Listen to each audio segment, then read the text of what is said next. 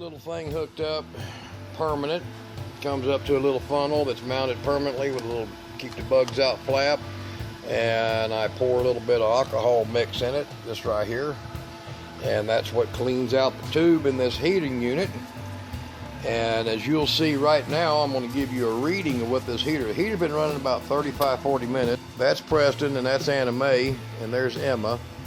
And Preston has he's grown up. He's not the little puppy I might have saw in the earlier videos. But what I'm going to do here is I'm going to show you this, and you'll see the temperature output that this thing is putting out. It's nearly hitting 600 degrees. Okay, so that's pretty hot. And this thing here, I mean, let's get over here and get stack temperature. Stack temperature is still what, 312, 313 going up the stack. Let's get a little higher right there. So we get down here on that collar. That collar's probably pretty hot. But this is that heater. This is the waste oils of any kind. And I will run any oils that you can imagine in this heater. The piping comes down. This is the piping feeding it right here. I'm using this in it to collect any kind of silt or sediment. It's just a standard gas flex fitting, 3/4 inch, I believe, half by 5/8, and it has a compression fitting going to copper, which is 5/8 OD, 1/2 inch ID copper. Runs up. There's a little blower right there, and I've hooked that thing up. It don't run real good on. It don't run very good on modified sine wave inverter, but that's what comes out of that outlet. This one, however, is a Coolotron. You can probably hear it in this microphone here. It's a Coolotron, and it works damn good. Don't get hot or nothing. These work really good. And as everybody probably already knows, this is my line going to my big inverters. Now, back to this heater. I made a significant change in this heater, and what I'm going to show you here is probably a little more than this camera can handle, but this is how it goes, and you can probably see here the heat. Now you got to remember, this is 600 degrees on the wall. 600 degrees on the wall of this tank right now, which is a hell of a lot of heat. So let's give you a look. That right there, and if you notice in the picture there's two pipes. There's 1 1/4 inch and a 3/4 inch. Okay? So let's get that closed back up. Inside there is a cast iron pot, what they call a Dutch oven. Those two pipes come down into that Dutch oven, and one of them is 3/8 of an inch off the base of the Dutch oven. The other one is 1/2 an inch. The 1/2 inch one has got a slight cut angle to it and has a piece of metal up in it that creates a vortex. I did that myself. And the pipes will stay cool coming down into that heat because they have the air coming through them, natural cooling, and or what they call evacuative cooling. So this is that 3/4 line coming in, and this over here is the 1 1/4 line, and the 1 1/4 goes down and goes to a 1 1/2 vacuum hose and clamped onto there, so the air blows up through here. See, I can hold my hands on that. Look how close I am. I'm only about 9 inches from that tank. And the tube in here, there's a little brass cup soldered to a 3/8 copper line that's in here, and that's why that union's there, so you can put them together so you won't twist the pipe. And it threads down into that one that is bent all the way down and goes down to that pot. The 3/8 line is centered in the middle of that one. Air blows around it, oil travels through the copper, drips out the bottom just about that far, about a 1/16 of an inch up inside the pipe before it comes out, and it causes that to disperse. It hits that cast iron pot. The other one creates the vortex, which you saw in there that was welding light bright, and burns at a temperature. The fire itself exceeds the limit of my, whatever brand this is, my General, whatever the hell it is, it exceeds the limit of that. it just goes all, it says error on it when you point it at that fire. So it's burning 1,000 degrees in there, and it's using used motor oil. What's inside this is also, you'll see that line going back, all the way back, and it turns up, and then there's a second, and then it hooks on with a valve to this tank that's up here. And I fill this tank up, and that'll last me about a month and a half, maybe 2 months of pretty much using it all the time of heat. And I'll put 4 gallons of diesel, 1 gallon of green alcohol, and then the rest is all used oils, whatever they are, transmission fluid, oil, whatever. The unique part about it is the camera made it look like there's a lot of smoke in there, but there's actually not. And after, what now, I think I've had this a year and a half, this has never had to be cleaned. I took it apart, and it was clean.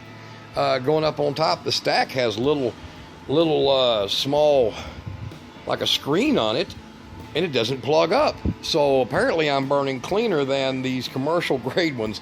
Now, you take a look at this, and you're going to see that's an 80-gallon water service tank for pressure. It had a pressure bladder inside of it, big rubber bladder that pushed down on your water to give you water pressure.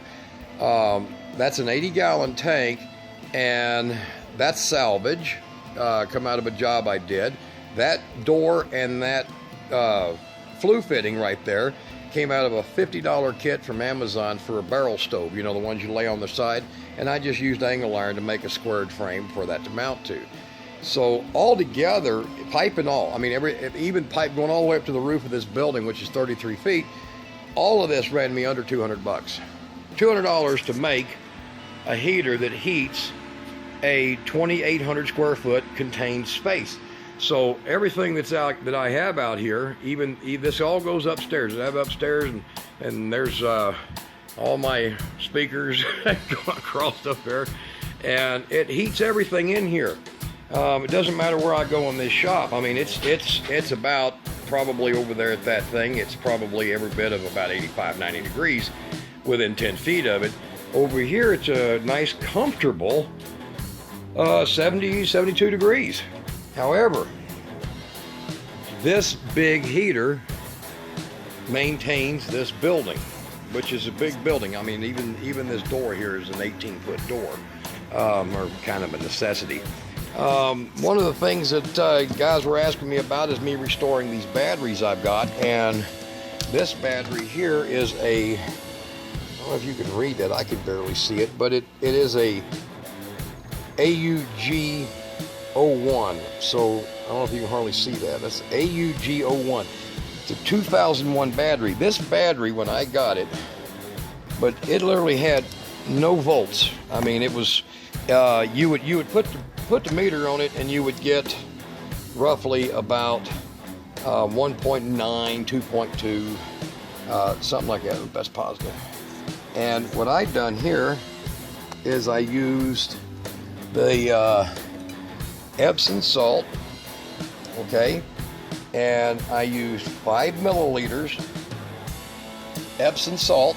In other words, what you use a heaping tablespoon of Epsom salt and a half cup of water, put it in the microwave, heat it up to not to boiling, just bring it up towards steaming a little bit, stir it real good, and then you'll put 5 milliliters. Now this right here is almost a 31 series battery, so you'll probably put 4 milliliters in a regular car battery. But I think this one is here right, is 850 kilowatt cranking amp. So this one came out of a pickup that was sitting out in the field. And so I put 5 milliliters in each cell, grand total of 6 cells, 3 underneath each cap, of Epsom salt, 1 heaping tablespoon, 1/2 cup of water, heated up, so that and then dissolved and mixed up. Squeeze it, get it 5 milliliters, put it in the cells, each one. Now, if your cells are a little low on water in each one, you want to use regular water, distilled water, and you want to add them up. So what I did there is I added the Epsom salt, and then I added the Power Pulse. This Power Pulse is a little item right here. I don't know if you can read that. The actual writing on it's pretty blurry. But you can get them on Amazon.com. Just key in the word Power Pulse. Battery maintenance system. Now, what it does is a Power Pulse, people wonder how these desulfators, how these things work. There's one being restored right now. It's actually hooked up to the main big bank of batteries which runs up to here, which runs up to, goes everything. So, how they work. All right. The power pulse will build up a charge that they've learned that affects the plates, the sulfuric acid, the caking sulfur on the plates. And then by releasing that charge, you see that flashing? Every time that flashes, it's releasing that charge. Every time, pop, pop, pop into that battery. So by doing that, you pulverize the sulfur that's built up on the batteries on the plates. Now, I want you to look at this. This battery's been sitting for nearly 2 weeks. No charger on it. Get that on there. And if I can get it on there and hold my camera here. After 2 weeks of it sitting, I will show you what we're dealing with here. All right. So 2 weeks is sitting. Now let's put it on there. I want you to look at that. That's not too bad, is it? When you think about it, and you think about the fact that that battery's 14 years old, has been dead for probably, God, it could be dead for 10 years. I brought it back. Does it work? Yes, I put this in my F-150 pickup, and not only did it fire it up, I didn't give it a chance to recharge, killed the key, started it again. 5 times in a row, back to back. Come in here and check the battery voltage, it dropped down to 1258. Very impressive. That's restoring a battery. Now you can see there's more of them up here. That one actually belongs to a friend of mine.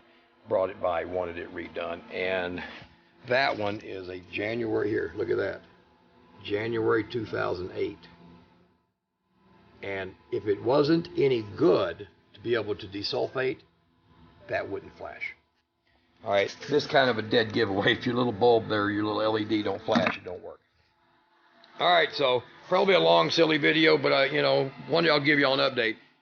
Here's the reason this thing's producing more. Y'all might have seen this in one of my other videos, but it's this thing. This is, watch my hand here. This blower, oof, very tough. That's a permanent magnet outer housing with the windings on the inside and a bearing and a shaft shooting straight through the center, going to a blower. So now, I took it and modified it using a big fern coat fitting. I don't know if you can see that very well. And it goes into that 3-inch pipe. That 3-inch pipe comes over here and splits off. There's a valve down here that I can increase or reduce the flow in the vortex pipe. And this one shoots straight through down a piece of 1.5-inch conduit. I just use regular, actually I think it's 1 5/8 ID fence pipe. And then it comes over here and goes up to here and off it goes. So anybody who wants to know how, and as you can see here, that just shoots up and goes straight up through the roof and out, a few feet out. Anybody who wants to build one of these are really simple. But using the dual catalyst or the dual air pressure method to keep that vortex going actually increases the heat. So to reiterate, you have your line coming in here with a valve. You have your, I'm sorry, I'm jumping back on this to give you a better picture because I can point at it with my dirty fingers. You have your main supply, and it runs into that, goes through, feeds the center, and your oil supply goes through that and goes down in there, and that's what disperses it. This pipe adds extra air for higher combustion level, and you'll notice that the heat is pretty excessive. I mean, even up here at the top, where am I at here? Get it off the seam. Even up here at the top, I'm 250 degrees. Okay? You get down here lower, hold it on there. There we go. I was on that seam. So you'll see here, and then watch how quick it builds.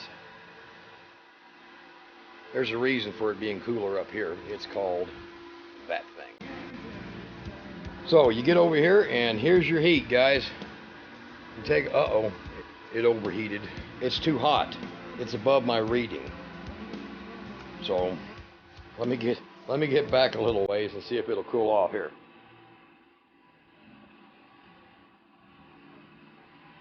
Yes, it does get the floor. Actually, the floor gets very hot over here.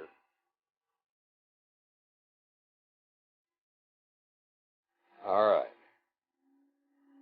Yep, it overdoes. So we'll try to get it up here. 600, I believe, is the limit for it then. So there's your heat there.